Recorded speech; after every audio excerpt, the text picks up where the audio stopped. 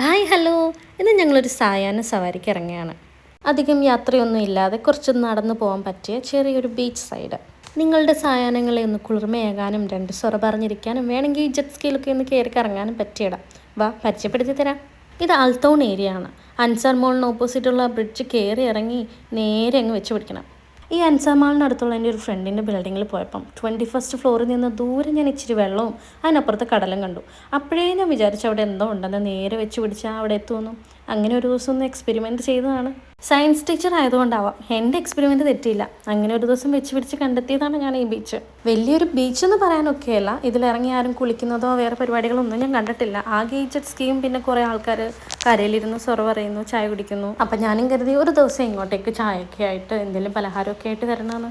അങ്ങനെ ഇറങ്ങിയതാണ് ഇന്നത്തെ ദിവസം. നമ്മളുടെ ഇപ്പോഴത്തെ ക്ലൈമറ്റിൽ ഇവിടെ കുറച്ച് നേരം വന്നിരിക്കാൻ പൊളി വൈബാണ്. വൈകുന്നേരം ഒരു 4:30 മുതൽ 6 മണി വരെ ആയിരിക്കും ബെറ്റർ ടൈം. ജെറ്റ് സ്കീ അഥവാ വാട്ടർ സ്കൂട്ടർ അല്ലെങ്കിൽ ബൈക്ക്, ഇതിന് ഏതാണ്ട് അരമണിക്കൂറിന് 50 ദിർഹം മുതൽ അങ്ങോട്ടേക്ക് പറയുന്നുണ്ട്.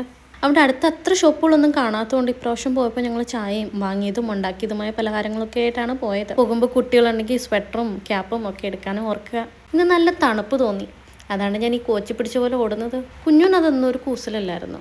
നല്ല തണുപ്പായതുകൊണ്ട് അധികം അവനെ വെള്ളത്തിൽ കളിക്കാണ്ട് ഞാൻ കൺട്രോൾ ചെയ്തു. 6 o'clock വരെ ഉള്ളെന്ന് തോന്നി ഈ റൈഡിങ്. വണ്ടികളൊക്കെ കരയ്ക്കണമെങ്കിലും എൻ്റെ കുഞ്ഞിന് ഇതുവരെ ചേക്കേറാറായിട്ടില്ല. ഞങ്ങൾ തിരിച്ചു പോകുന്നതിൻ്റെ ഡബിൾ സ്പീഡിൽ അവൻ പിന്നെയും വെള്ളത്തിലേക്ക് പോയിക്കൊണ്ടിരുന്നു.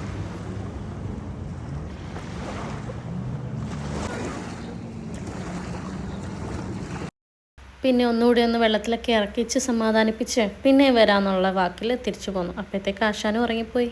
ഇനി ഇതുപോലെ ഞാൻ എന്തെങ്കിലും എക്സ്പെരിമെൻറ്റ് ചെയ്ത് കണ്ടെത്തുവാണെങ്കിൽ അതുമായിട്ട് വരാം കേട്ടോ. അപ്പം ശരി.